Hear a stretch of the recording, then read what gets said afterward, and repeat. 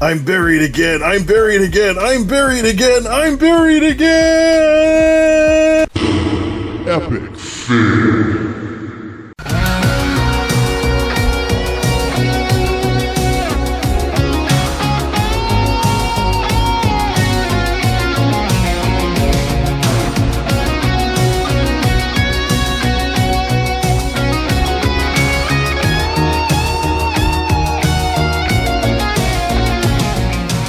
The wacky world of MultimediaJay.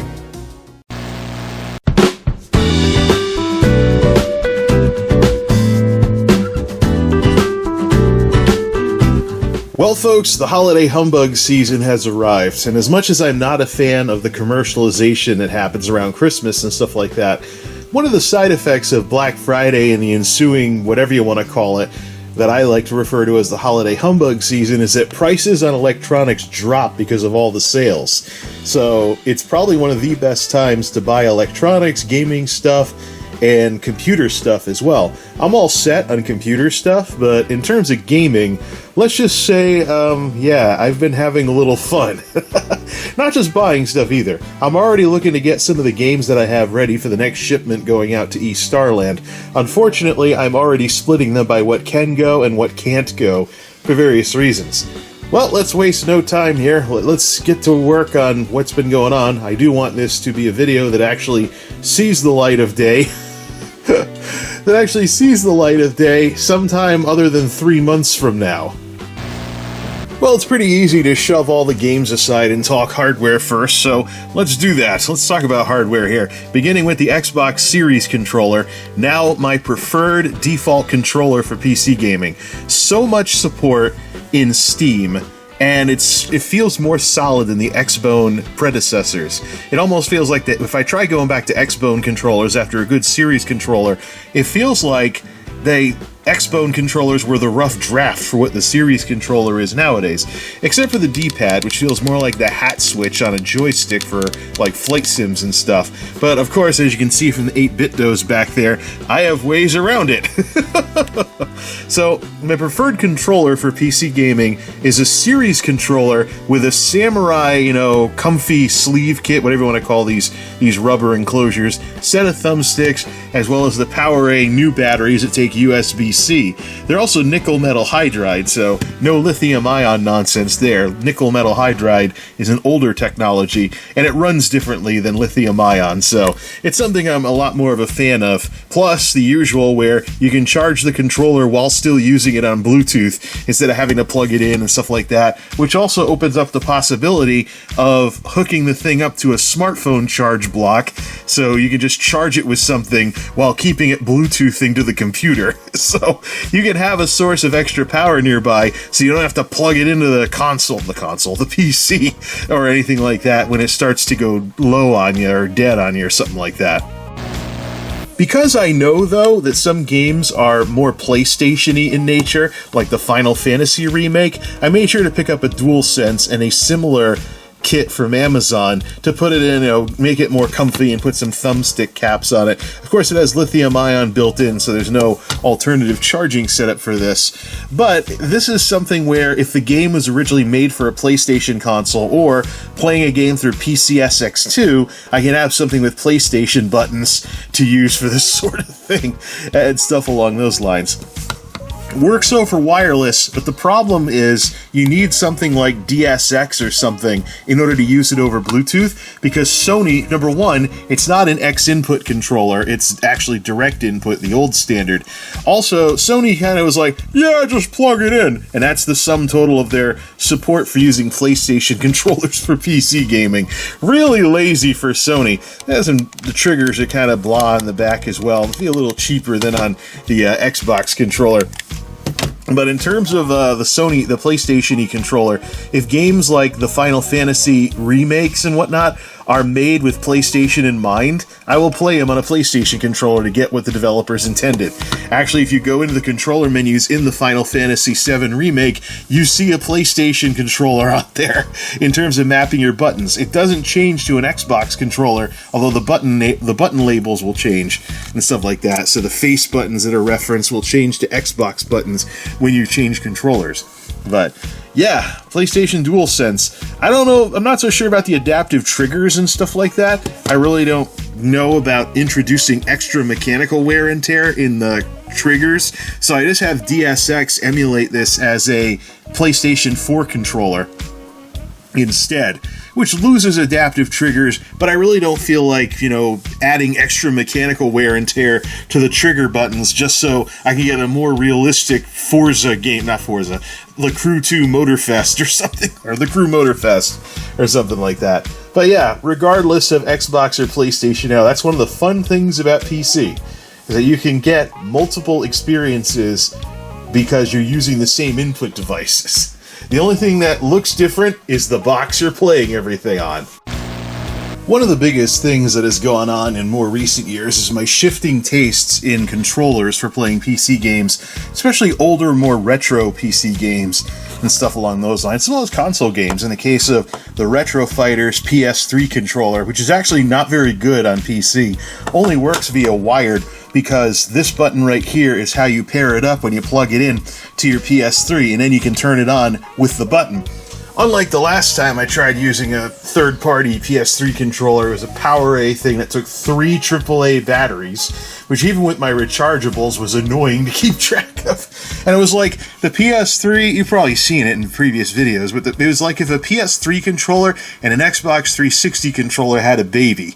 It was stupid. And you had to have a wireless dongle plugged in for the wireless, as opposed to this thing that, those magical 3 words, it just works. So Retro Fighters, actually, this is a pretty nice controller for PS3. It's my new favorite PS3 controller. Maybe I'm spoiled because I'm more used to Xbox-y shaped controllers as opposed to the DualShock 3. But the DualShock 3 was mini USB. This thing charges off a USB-C, like other real devices nowadays, and stuff like that. But fundamentally, when it comes to the 8-bit DOS, which is something I've been checking out more recently, yeah, I kind of got a bit of an obsession going. I have an Xbox-style one, Super Nintendo-style one, NES Game Boy-style one, and I have the Genesis-style one on the way. But the thing with 8-bit, though, is that their controllers are multifunction. They basically are designed to work with multiple devices. They have Bluetooth support, and you can pair them up and use them that way with not just PC gaming, but mobile gaming and also other stuff like that as well. Maintaining the convenience of wireless, also charges the internal lithium-ion battery as well via USB-C on all of these controllers, because everything cool nowadays charges on USB-C. But here's the thing. When it comes to stuff like, say, the Hyperkin controllers, like the Scout and the Admiral and the Captain, in terms of either the original controllers or a slightly enhanced reimagining of the controllers to get my muscle memory involved with old games, I already have that. I even have the Retrobit Sega Genesis controller that goes to USB and stuff like that. So if I want the exact how the controller used to feel kind of experience, I already have that. What this is, however, is for, good enough for games that show up in PC ports, but most importantly, also games that are knockoffs of those other games.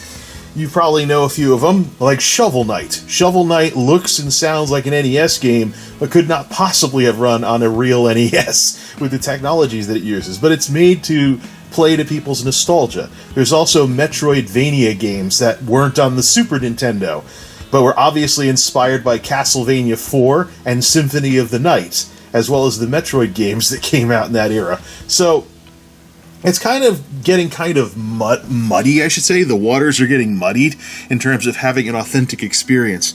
The big thing I'm looking for, though, is the button layouts. Nintendo flips the A, B, X, Y buttons around, unlike the Xbox layouts that are more standard. So depending on what the layouts are, so let's just go over them all. I have 3 of the 4 8-bit DOS.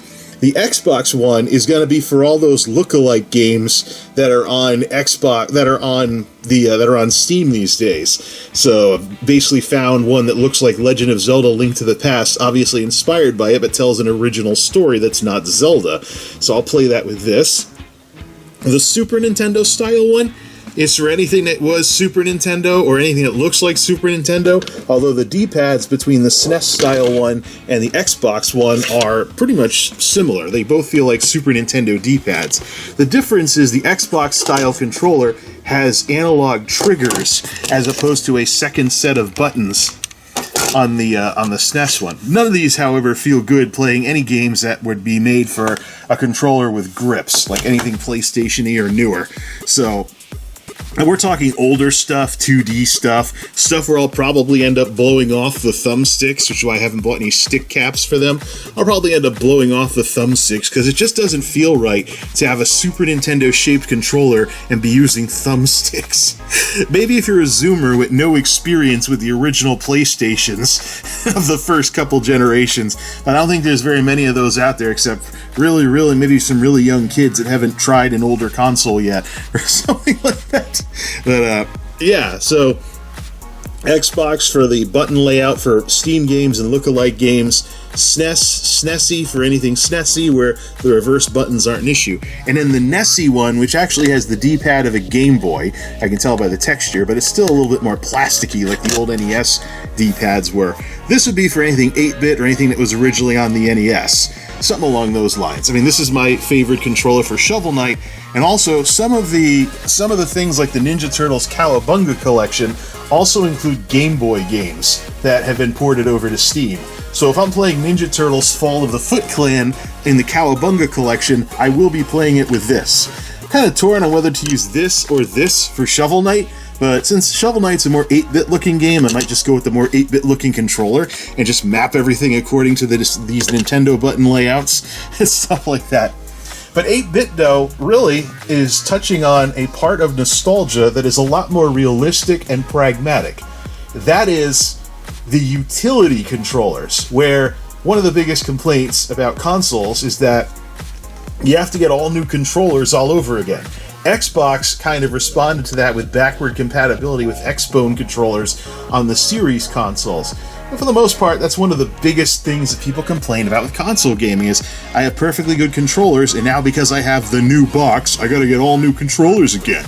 So, this is actually a nice utility multifunction approach from 8-bit though, and though I can't for the life of me imagine myself ever using the thumbsticks for very much, I can definitely use the D-pad and the face buttons, and maybe even 2 of the 4 triggers. But I'm a Super Nintendo guy. Having 2 sets of triggers on top of the controller is totally not my style. Boston! Boston strong, baby! The old Boston speaker, aka JBL Flip 2, from I think it was 2016, 2017 or something like that. We had a weird situation with the folks at the warehouse. We had a bunch of these that weren't going to be sold, and I think they wound up coded as donate or destroy or something. But we're pretty nervous about donating something that has lithium batteries in it. So it turned out to be just one of those things where certain folks, take 1 each or something like that. This is the most valuable of those I've ever gotten from any of these warehouse jobs. These things were like $100 in 2016, 2017 dollars back in those days. And really, I mean, a lot of you folks probably saw through the whole gimmick where I went nuts with the whole Boston thing. It's actually the Boston Celtics. These are NBA themed speakers and stuff like that. But I'm not really much of a basketball guy, so I just doubled down on the New England stuff instead. It's worked pretty well, and it's been quite a nice experience finally figuring out what the hoopla is over these Bluetooth speakers. That way, you set it up so that it takes over the sound when you turn it on, and you can have something playing at your computer, walk away to go do something else, and still listen to it through one of these. The range depends on the strength of your Bluetooth stuff, and I've upgraded that to get more range, so I can probably take this to the kitchen, the bedroom, all kinds of other stuff. Let's just say, though, that this Flip 2 has had a really good run. Only problem, it's years and years old at this point, the battery is completely shot, and I've swapped out internal lithium batteries before, but unfortunately, it was also micro USB. And the USB port is flaking out, which means the charge port is flaking out, and I don't feel like wiggling micro USB crap anymore when so much stuff is running off of the much more robust USB-C.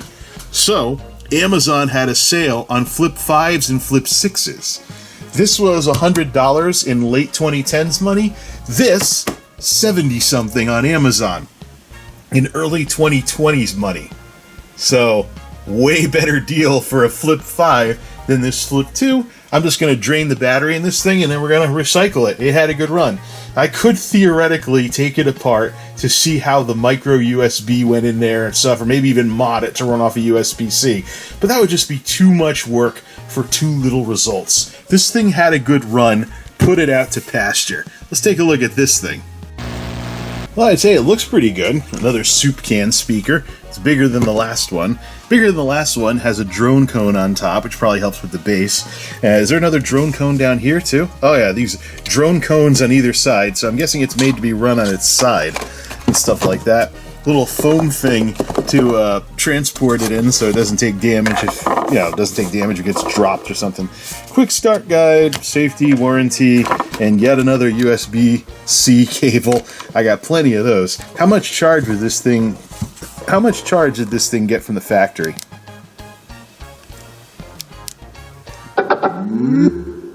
There we go. And it's looking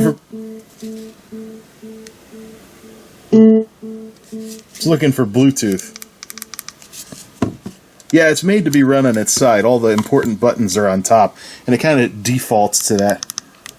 Is it still looking for Bluetooth? Well, let's put it on Bluetooth. There we go. The old Silent Partner, You're No Help song. A classic that I've used for trying out new speakers. Playing through the main sound system right now. Just for comparison, if this thing's not going to go dead. Let's fire up the old Flip 2.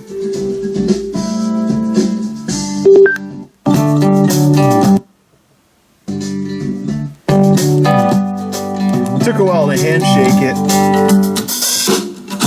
But I thought this sounded good back when I first got it. The technology has come a long way since then. Alright, ready for this one? Watch this.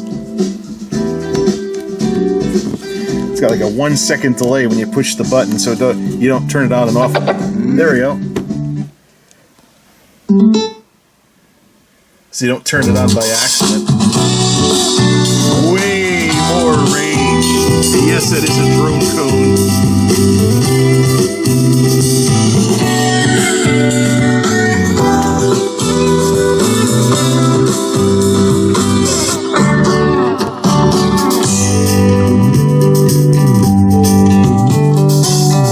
I think we have a new Soupcan speaker.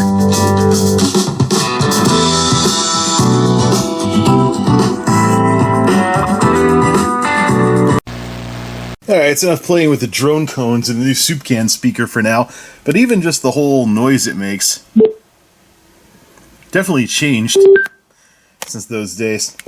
Still wondering if I could repair this though. Maybe I'll keep it around for a bit. And of course they have more music-y sounding things when you turn this one on and off. It takes a while to boot too.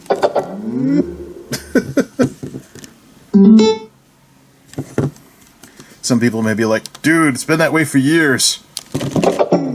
Dude. Oh, is that a battery meter that was lit on it? Hold on a second. Turn that back on. It's like the old AA batteries with the built-in battery checkers. Yeah, I think that's a battery meter, and it tells you the state of charge on the thing. Yeah, it's like the old AA's that would light something up when you squeezed the battery to see how much charge was left on it. I think we have a new speaker then. We definitely have a new speaker. The handiness of these things is you do something with the computer, just keep some charge on it.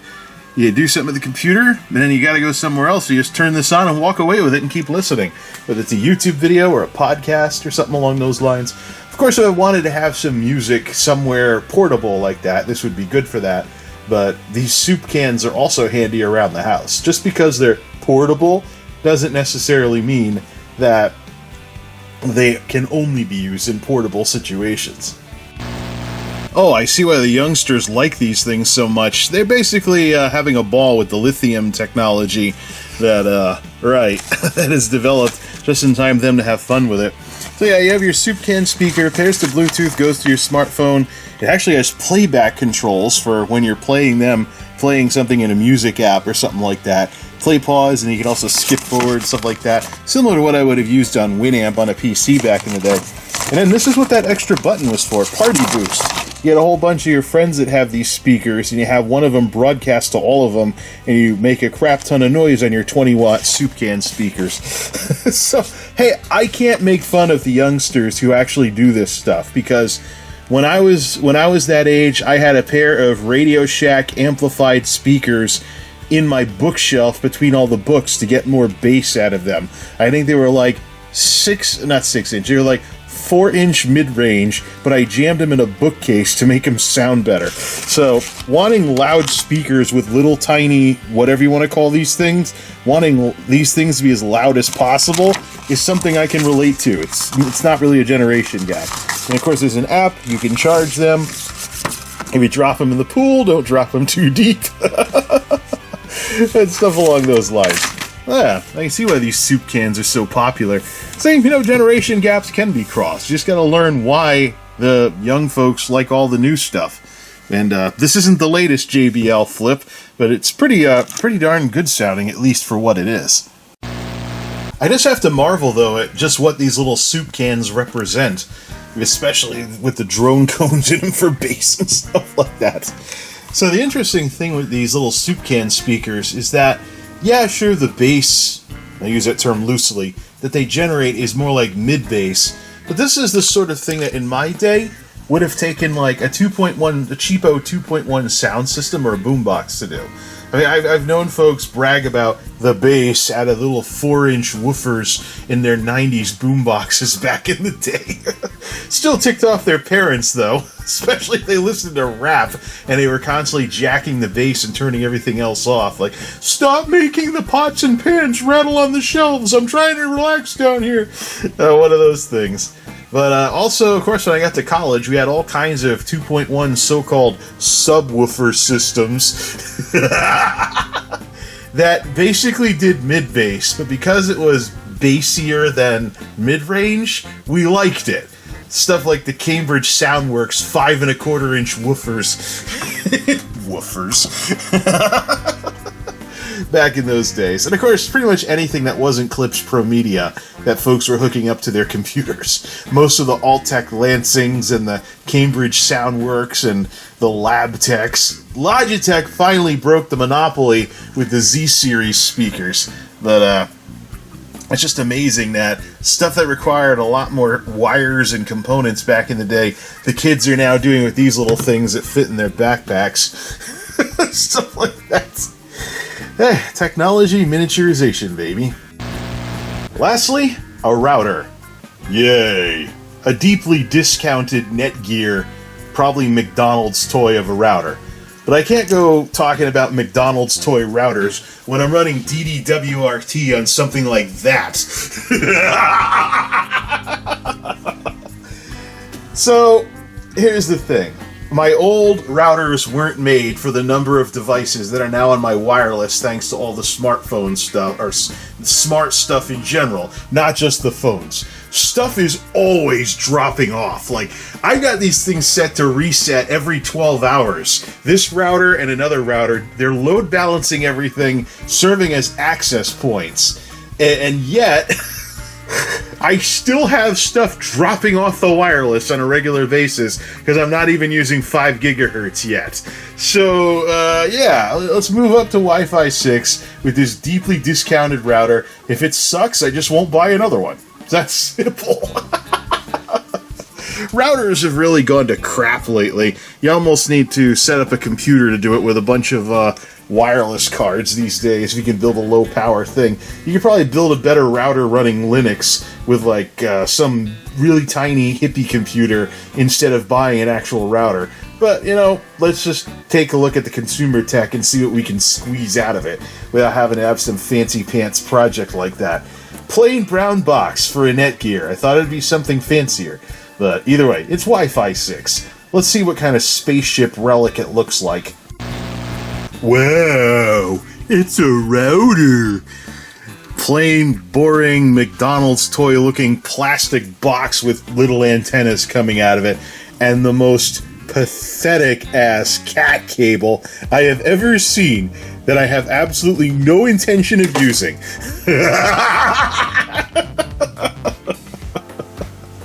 I don't even want to know what cat standard that little ribbon cable wannabe piece of crap is. But, wow, a router. Riveting. But at least I'll finally get some 5 gigahertz wireless in here. 802.11.8x Wi-Fi 6. I think the laptop from, Nerdovo supports Wi-Fi 6, but I don't even use it on wireless anymore. It's on Ethernet. Wow. But at least it has gigabit ports. It's not like those dumbass routers of the past couple of years that have 10100 ports paired with super fast wireless. So the most you could do with it was use it as a repeater. Actually, that's one of them up there. I had the gigabit switch next to it originally because the ports on that sucker were only 10100. I really don't understand why router manufacturers let stuff like that make it to production, but at least this piece of crap has gigabit ports. Either way, that's the reason why I have 2010's Monolith all set up to go over here, is I'm going to fire this sucker up and I'm going to direct connect. Should I even bother using that little ribbony looking cable thing? I'm going to direct connect the computer to this thing to configure it. So just do an offline configuration, then put it on the network and see how it goes. I like to retire these old tired routers though. They've had their day, but we're going to factory reset those things back to being real routers. And before decommissioning them, I especially want to get rid of that awful Asus router, which I think is half the reason why my stuff keeps dropping off. The Asus WRT was kind of flaky, which is one reason why I went in the direction of Netgear. I don't know if third-party firmwares work on this, though. I think that some of the chipset changes for Wi-Fi 6 routers and stuff like that have kind of locked out some of the stuff that I've been using, like Fresh Tomato and stuff along those lines. I am going to keep my other Netgear box that's running Fresh Tomato to handle all the wired connections. This thing is going to just do the wireless. I might even set it up as an access point, so all of its workload will be all wireless. No Ethernet, nothing. So, we'll play around in the configuration menus. I'm sure most of you folks watching this know what a router configuration thingy looks like, so I'm not going to bore people with the details, but yay, finally some better wireless around here instead of trying to stretch out ancient routers from the 2000s like this Rosewill Newegg special as long as humanly possible. Actually, I think that gigabit switch is from the 2000s as well. Done a darn good job running all this crap into the ground and preventing it from being e-waste as long as I possibly can. But the silent march of time and the silent march of technology marches on. And there we go. Not bad for a holiday humbug hardware haul, if I do say so myself. But Jay, they say, what about the games you were talking about at the beginning of the video? Well, I want to see how the situation with East Starland develops before I talk about the game side of it any further. I might have to sell some of these independently, depending on how East Starland handles the first trade-in. So we'll save the discussion on the games for later.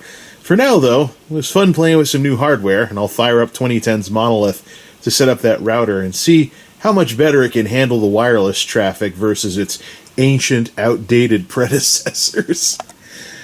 Yeah. Well, it's fun doing this stuff again, even if it's earlier in the evening and some people are still making some noise out there. Till next time, this is MultimediaJay signing off. Thanks for stopping by.